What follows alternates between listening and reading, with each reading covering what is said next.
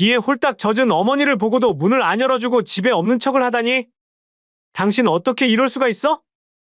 거짓말해서 미안하긴 한데, 아기도 아프고 나도 몸 안 좋았어.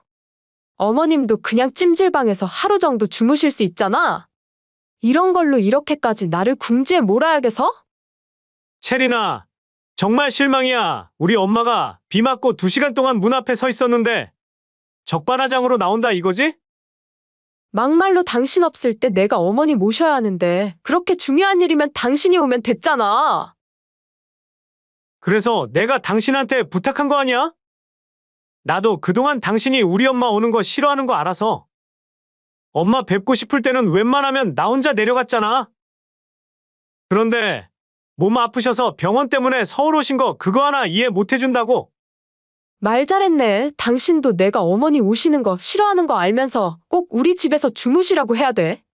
막말로 당신 엄마지 내 엄마는 아니잖아. 나는 솔직히 좀 불편해. 냄새나고, 눈치 보이고, 나도 피곤해. 그만하자. 나도 이제 너 눈치 보면서 못 살겠다. 이번 사연의 주인공은 경북 안동의 작은 시골 마을에 사는 김명자 씨입니다. 올해 65세의 김명자 씨는 남편 없이 평생 미용실을 운영하며 아들 하나만 바라보고 살아온 여인이었습니다. 그녀의 인생은 결코 쉽지 않았지만 그 모든 고난을 참아낸 이유는 단 하나, 바로 아들 도윤이었죠. 우리 도윤이만 잘 되면 된다. 이 한마디가 김명자 씨의 삶을 지탱하는 버팀목이었습니다. 20대 초반 김명자 씨는 반지하 단칸방에서 가위 2자루로 미용사 생활을 시작했습니다. 그 시절은 잠도 제대로 자지 못하고 끼니도 건너뛰며 버텨야 했던 고단한 세월이었죠. 남편은 도윤이가 태어나고 얼마 되지 않아 떠났고 혼자서 아이를 키우는 그녀를 향한 시선은 결코 따뜻하지 않았습니다. 아, 저 집은 남자 없이 애를 키운다더라. 동네 사람들의 수군거림이 등 뒤에서 들려올 때마다 김명자 씨는 그저 애써 무시한 채 상처를 덮고 더 열심히 살았습니다. 비가 오는 날에도 손목에 파스를 붙이고도 단 한 번도 가게 문을 닫은 적이 없었죠. 김명자 씨의 손은 거칠었습니다. 매일 샴푸와 염색약에 담그는 탓에 손가락 사이사이가 갈라지고 겨울이면 피가 나기도 했죠. 하지만 그 손으로 아들 도윤의 머리를 쓰다듬을 때만큼은 세상에서 가장 부드러운 손이 되었습니다. 우리 도윤이 엄마가 공부할 수 있게 해줄게. 넌 꼭 대학 가서 멋진 사람 될 거야. 그렇게 키운 아들 도윤은 정말 엄마의 기대대로 자랐습니다. 지방 고등학교에서 전교 1등을 놓치지 않았고 서울로 올라가 명문대 법대를 졸업했습니다. 그리고 현재는 이름만 대면 다 아는 대형 로펌의 대표 변호사가 되었죠. 아들이 서울로 대학을 가게 되었을 때 김명자 씨는 밤새 울었습니다. 기쁨의 눈물이자 이별의 눈물이었죠.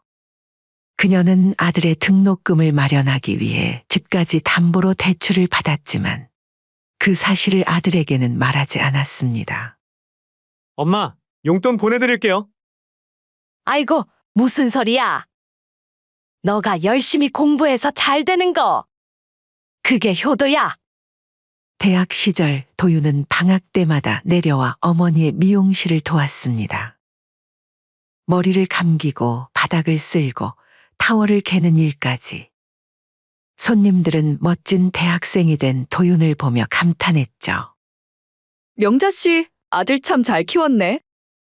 효자네, 효자. 매번 도와주는 아들을 보자 여자 혼자 애 키운다며 손가락질하던 동네 사람들은 그새 입을 싹 닫곤 부러워하기 바빴습니다. 그렇게 세월이 흘러 아들은 서울에서 변호사가 되었고 김명자 씨는 여전히 안동의 작은 미용실을 지키고 있었습니다.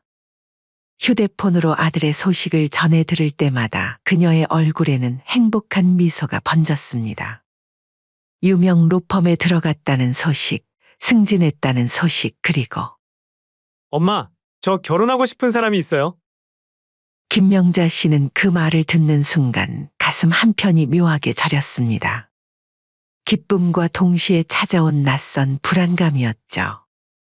그래, 어떤 사람이니? 사진 좀 보내봐. 며느리 윤채리는 깔끔하고 고상한 서울 여자였습니다. 대학 교수의 딸로 명문대학을 졸업하고 좋은 회사에 다니는 엘리트였죠. 처음 안동까지 인사하러 왔을 때 김명자 씨는 무려 일주일 동안 준비했습니다. 집안 구석구석을 청소하고 며느리가 좋아할 만한 음식을 연구해 밑반찬을 준비했죠. 도윤아, 채린이가 뭘 좋아하니? 엄마, 채린이 입맛이 좀 까다로운 편이에요. 너무 신경 쓰지 말고 편하게 하세요.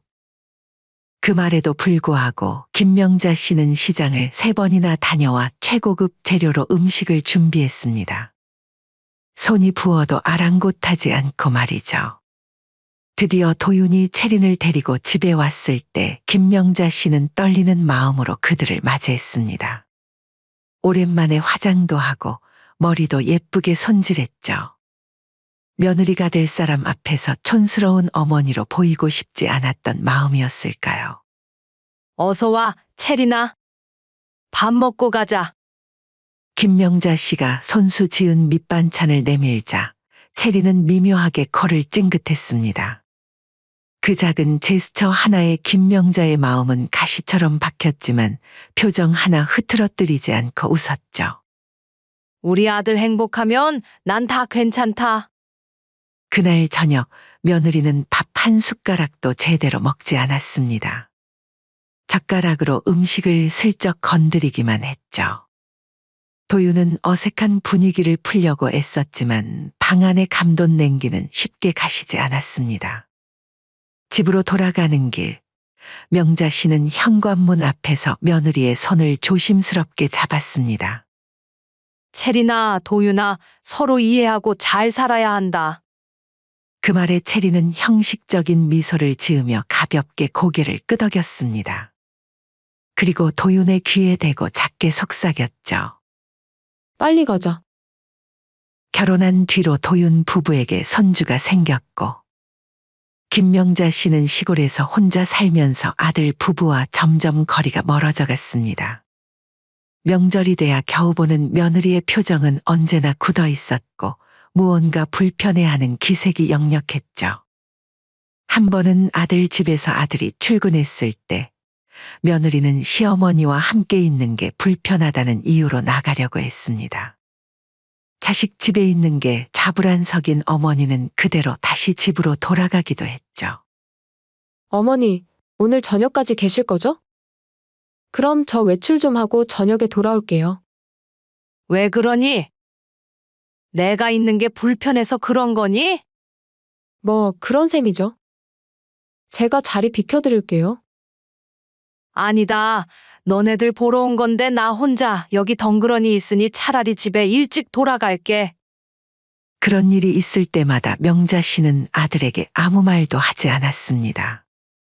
아들이 행복한 가정을 꾸리길 바라는 마음에 그저 자신의 상처를 꾹꾹 눌러 담았을 뿐이었죠. 그렇게 시간은 흐르고 명자 씨의 몸은 조용히 무너지고 있었습니다. 초여름 무렵 머리를 감기던 중 눈물이 떨어졌습니다. 손끝이 저리고 무릎이 접히지 않고 쌀 씻던 바가지도 손에서 자꾸 떨어졌죠.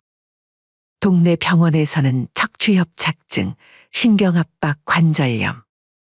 무엇보다 이제 큰 병원에서 치료받으셔야 됩니다.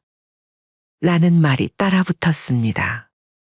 하지만 명자 씨는 아프다고 말을 해본 적이 없는 사람이었습니다. 자기 몸 하나 아프다고 아들 귀찮게 하고 싶지도 않았기 때문이죠. 아이고, 병원비가 얼마나 들려나. 괜히 아들한테 짐 되는 거 아닌가 몰라. 김명자 씨는 통장 잔고를 확인하며 한숨을 내쉬었습니다. 평생 모아둔 돈이라고 해봐야 얼마 되지 않았죠. 큰 병원 가서 제대로 검사받으려면 서울에 가야 했고 그러면 아들 집에 하룻밤은 묵어야 했습니다. 며칠을 고민하다가 떨리는 손으로 아들에게 전화를 걸었습니다. 오랜만에 들은 도윤의 밝은 목소리가 그녀의 가슴을 뭉클하게 만들었죠. 엄마, 웬일이세요? 도윤아, 엄마가 서울 좀 가야겠어. 병원 좀 다녀보려고. 진작 말하시지 그러셨어요. 걱정되게. 얼른 올라오세요. 이왕 오시는 김에 저희 집에서 하루 주무시고 가세요. 채린이한테도 미리 얘기해 놓을게요. 명자는 순간 눈물이 핑 돌았습니다. 미리 말해놨다. 는 말에 얼마나 안심이 되었는지 모릅니다. 그녀의 아들은 여전히 자신을 생각하고 있었고 자신의 방문을 반겼습니다. 그 순간만큼은 온몸의 통증도 잊을 수 있었죠. 그날 밤 명자 씨는 작은 보따리를 쌌습니다. 맨손으로 자식집 가는 게 눈치 보였던 명자 씨는 며느리가 좋아하던 마른 멸치와 반찬들, 손주 간식거리 그리고 하루 묵을 옷들을 챙기고 서울행 버스를 탔습니다.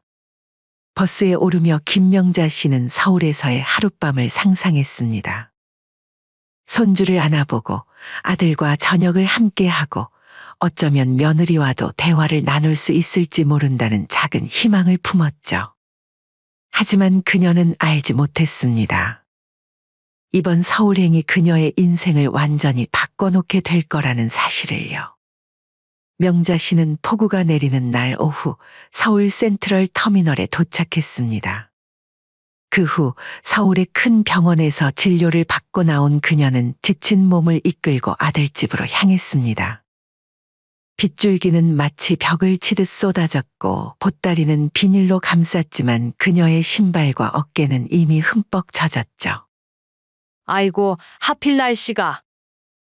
바람이 불 때마다 우산은 뒤집힐 듯 흔들렸고 관절염으로 아픈 손가락은 우산 손잡이를 제대로 붙잡지 못했습니다. 병원에서 받은 진단은 예상보다 좋지 않았습니다. 척추협착증이 생각보다 많이 진행되었고 수술을 고려해야 한다는 의사의 말에 명자 씨의 마음은 무거웠죠. 도윤이한테 어떻게 말해야 하나? 병원비 걱정도 걱정이지만 아들에게 부담을 주고 싶지 않았습니다. 그래도 오늘만큼은 아들 집에서 하룻밤 쉬어가야 했습니다. 다리는 천근만근 무거웠고 허리의 통증은 비가 올 때면 더 심해지는 터라 걷는 것조차 힘겨웠죠.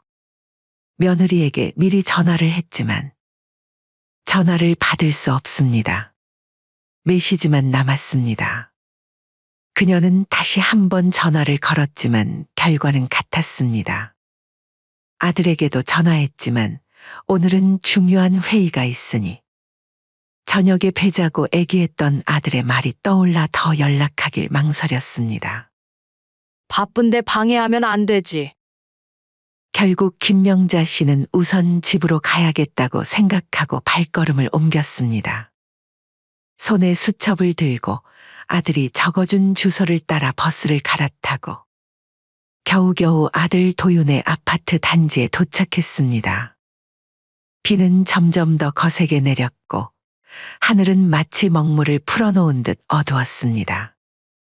양손에 짐을 가득 들고 있던 탓에 비에 홀딱 젖으며 아파트 단지의 넓은 길을 따라 아들 집으로 향했죠. 101동 1502호. 드디어 건물을 찾아 엘리베이터를 타고 15층에 도착했습니다. 복도에 들어서고 초인종을 눌렀습니다. 한 번, 두 번, 세 번. 그러나 문은 열리지 않았습니다. 그런데 실내에선 TV 소리가 작게 흘러나왔고 거실 불빛이 문틈 사이로 새어나왔습니다. 누군가 분명 집 안에 있었던 겁니다. 명자 씨는 다시 초인종을 눌렀습니다. 손가락이 아파 버튼을 누르는 것조차 고통스러웠지만 이대로 돌아갈 수는 없었습니다. 비는 계속 내렸고 그녀의 머리카락은 이마에 붙었으며 한 손엔 보따리, 한 손엔 수첩을 쥔 채 현관 앞에 서 있었습니다. 이상하네. 사람이 있는 것 같은데. 그녀는 문의 귀를 가까이 대보았습니다. 안에서는 분명 TV 소리와 함께 누군가 움직이는 소리가 들렸습니다. 혹시 아들이 깜빡하고 말하지 않았나 싶어 다시 한번 전화를 걸었지만 여전히 연결되지 않았습니다. 잠시 기다리다 다시 초인종을 눌렀습니다. 그러나 아무 반응도 없었습니다. 아무도 없니? 작게 소리쳐 보았지만 아무 대답도 들리지 않았습니다. 그렇게 폭우 때문에 오도 가도 못하는 김명자 씨는 현관 앞에 2시간 넘게 서 있었습니다. 다리는 이미 저려왔고 허리의 통증은 점점 심해졌습니다. 비는 몸속까지 스며들었고 손가락 관절은 마비된 듯 감각이 없었습니다. 이상하다. 오늘 간다고 분명히 말해뒀었는데. 어디 나갔나? 2시간이 지나고 비 오는 게 조금 줄어들자 그녀는 돌아서기로 마음먹었습니다. 이대로 계속 서 있다가는 병이 더 심해질 것 같았습니다.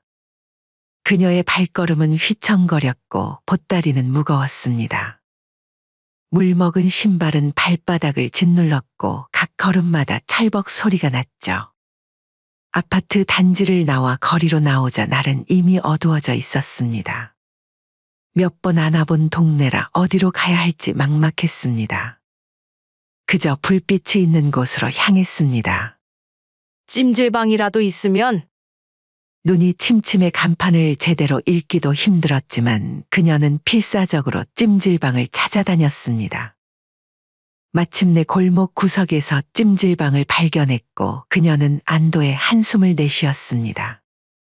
그렇게 겨우 찜질방을 찾아 들어갔고 몸보다 마음이 먼저 식어 있었습니다. 찜질방 안으로 들어서자 따뜻한 온기가 그녀를 감쌌지만 마음의 한기는 가시지 않았습니다. 많이 젖으셨네요. 수건 여기 있어요. 직원이 건넨 수건으로 얼굴을 닦으며 김명자 씨는 목이 메었습니다. 이렇게 낯선 사람에게서 받는 작은 친절이 오히려 가슴을 아프게 했습니다. 젖은 옷을 갈아입고 구석방 따뜻한 온돌 위에 조심히 누우며 눈을 감았습니다. 그 시각 퇴근한 아들 도윤은 현관문을 열며 집 안을 둘러봤습니다. 이상하다 분명. 엄마 오신다고 하셨는데? 거실을 둘러보았지만 어머니는 없었습니다. 그는 무언가 이상하다고 느껴 즉시 어머니에게 전화를 걸었습니다. 어머니는 조용히 말했습니다. 집에 아무도 없더라.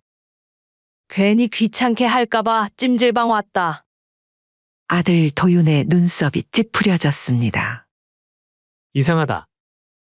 채린이가 약속도 없었고 폭우 와서 어디 나가진 않았을 건데? 그리고 어머니 온다고 제가 어제 말해뒀거든요. 전화를 끊고 이상하다 느낀 아들 도윤은 홈캠 저장 영상을 확인했습니다. 아기 때문에 설치해둔 홈캠이었습니다. 영상을 되감아 보다가 그는 믿을 수 없는 장면을 보았습니다. 비에 흠뻑 젖은 어머니가 보따리를 들고 초인종을 누르며 문 앞에 서 있는 장면이 인터폰 화면을 통해 보였습니다. 그리고 화면 속에는 며느리 채린이 인터폰 화면을 바라보는 모습도 담겨 있었습니다. 아내가 이 장면을 보고도 문을 열지 않았다는 사실. 거실 불이 켜져 있고 TV도 켜져 있는 상황에서 말입니다. 도윤의 얼굴에서 핏기가 빠져나갔습니다. 가슴 한켠이 무너져 내리는 듯한 느낌이었습니다. 그는 영상을 다시 한번 돌려보았습니다. 어머니가 현관 앞에서 기다리는 동안 채리는 실내를 걸어다니며 TV 소리를 줄이고 숨죽이고 있었습니다. 그리고 명자 씨가 되돌아가는 걸 확인하자 서둘러 집 밖으로 나가는 모습이 보였죠. 멈춰있던 도윤의 눈빛이 변했습니다. 평소 차분하고 이성적이던 그의 눈빛이 서서히 분노로 일렁이기 시작했습니다. 그는 천천히 주먹을 쥐었다 폈다 하며 감정을 다스리려 했지만 이미 한계를 넘어서고 있었습니다. 도윤은 아내에게 전화를 걸었습니다. 그러나 전화는 연결되지 않았고 그는 곧바로 찜질방으로 향했습니다. 비는 여전히 내리고 있었지만 그에게는 더 이상 중요하지 않았습니다. 그저 어머니를 빨리 만나야 한다는 생각뿐이었습니다. 비를 맞으며 찜질방으로 향하는 도윤의 발걸음은 점점 빨라졌습니다. 그의 마음속에는 어머니에 대한 미안함과 아내에 대한 분노가 뒤섞여 있었습니다. 엄마, 미안해요. 제가 미리 확인했어야 했는데. 찜질방에 도착한 도윤은 어머니를 찾았습니다. 김명자 씨는 구석방에서 웅크리고 누워 있었습니다. 엄마, 아들 도윤이 다가가자 명자 씨는 놀란 듯 몸을 일으켰습니다. 도윤아, 웬일이야? 모시러 왔어요. 집에 가요, 엄마. 명자 씨는 고개를 저었습니다. 아니야, 그냥 여기서 자고 내일 아침에 일찍 내려갈게. 덕분에 진료도 잘 받았으니. 그러나 아들 도윤은 단호했습니다. 안 돼요. 오늘은 제 집에서 주무셔야 해요. 불편해서 어떻게 여기서 자려고 하시는 거예요? 명자 씨는 아들의 표정을 보고 무언가 달라졌음을 느꼈습니다. 평소 온화하던 아들의 눈빛이 차갑게 변해 있었습니다. 그러나 그녀는 아들과 며느리 사이의 불화를 만들고 싶지 않았습니다. 도윤아, 엄마는 정말 괜찮아. 찜질방도 따뜻하고. 엄마, 알아요. 다 알아요. 도윤의 말에 명자 씨의 눈이 크게 떠졌습니다. 그녀는 무슨 말인지 물으려 했지만 도윤은 이미 그녀의 짐을 들고 있었습니다. 가요, 엄마. 오늘은 우리 집에서 주무세요. 그렇게 밤 11시가 넘은 시각 김도윤은 찜질방에서 어머니를 직접 데려왔습니다. 차 안에서 내내 침묵이 흘렀습니다. 도윤은 운전대를 꽉 쥔 채 앞만 보고 있었고 김명자 씨는 창밖을 바라보며 무언가 말하고 싶었지만 입을 열지 못했습니다. 도윤아, 정말 괜찮아. 엄마는 아니에요, 엄마. 제가 괜찮지 않아요. 도윤의 단호한 말투에 김명자 씨는 더 이상 말을 잇지 못했습니다. 차 안의 공기는 무거웠고 빗소리만이 둘 사이의 침묵을 채웠습니다. 아파트에 도착해 현관문을 열자 어머니는 아무 말 없이 조용히 보따리를 안고 소파 한켠에 앉았습니다.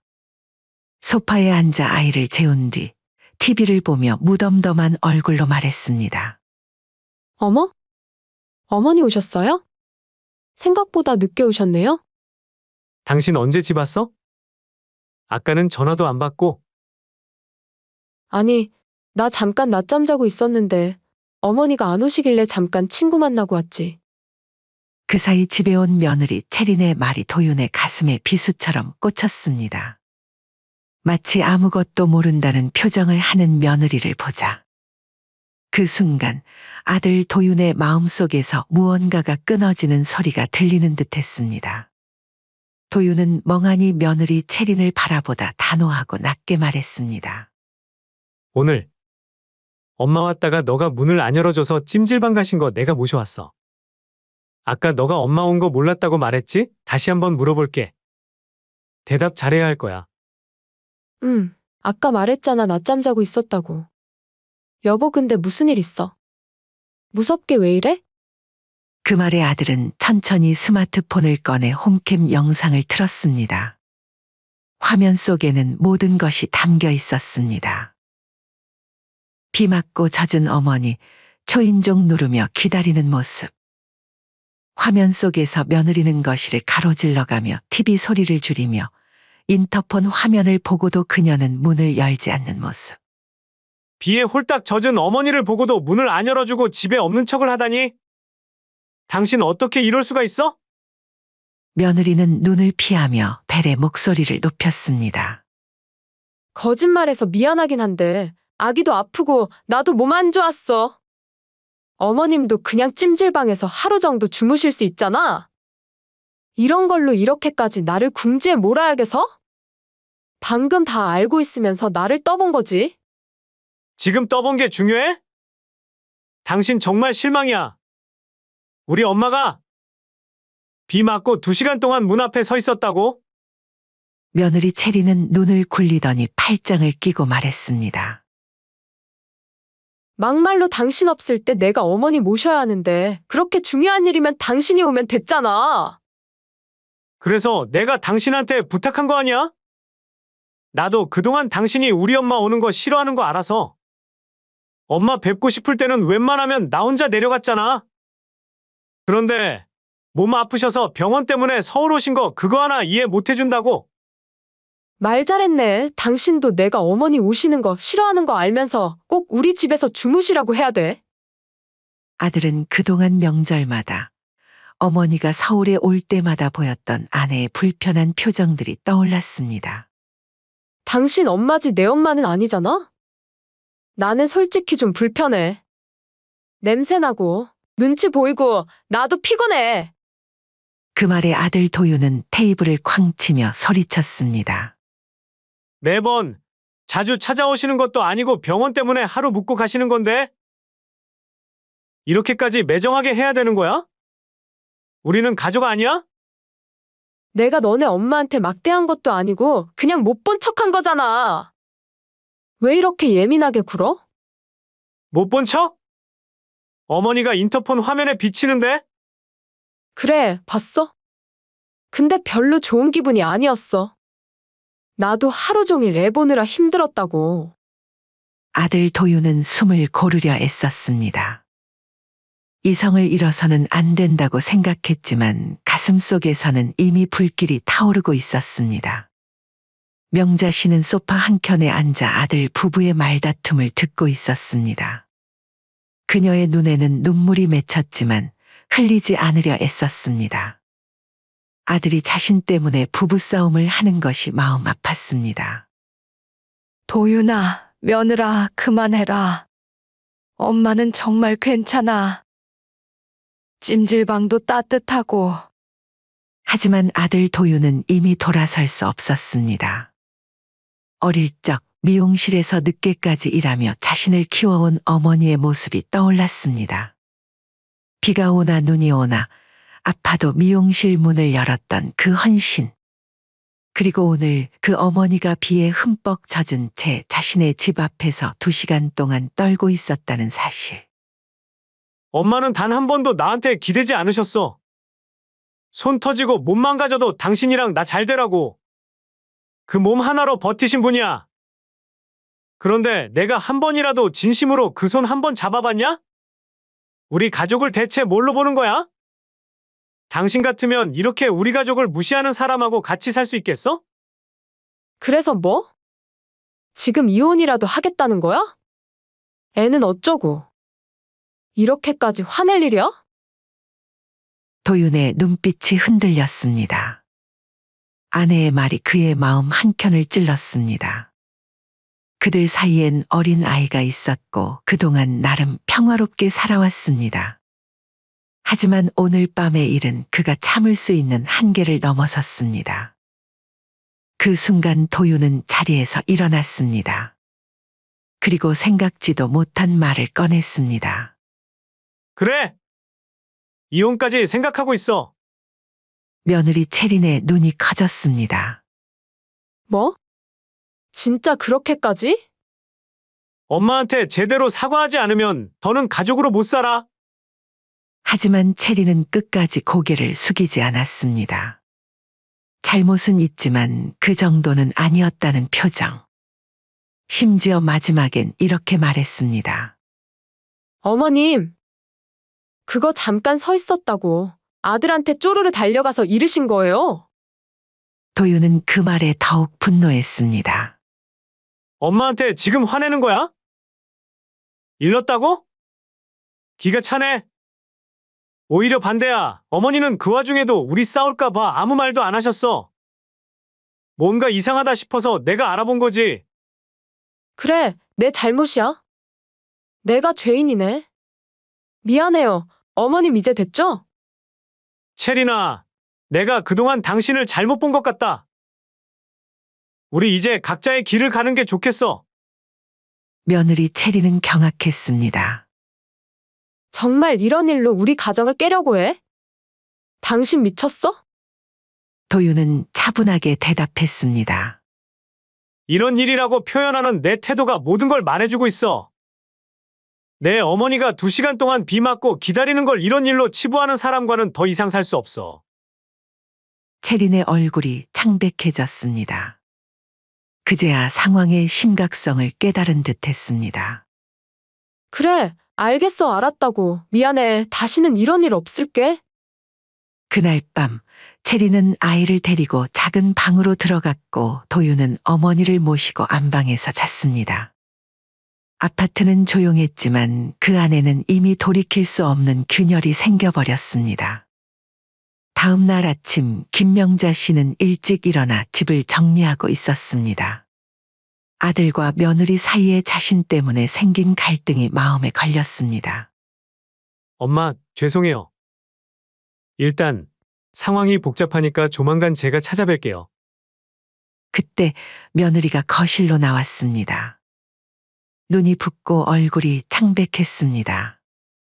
밤새 울었던 모양이었습니다. 우리 이러지 말자. 내가 정말 미안해. 그렇게 면리로 며느리의 만류에도 불구하고 이혼은 생각보다 빨랐습니다. 내가 원하는 조건으로 합의 이혼 안 하면 소송까지 할 생각이야. 좋게 이혼할래? 아니면 소송까지 갈래? 체리는 그제야 상황의 심각함을 깨달았습니다. 하지만 이미 늦었습니다.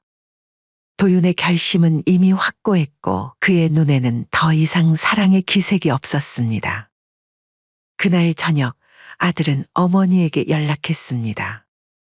엄마, 이제 서울로 올라오세요. 제가 집 마련해 드릴게요. 더 이상 혼자 외롭게 지내지 마셔요. 명자 씨는 고개를 저었습니다.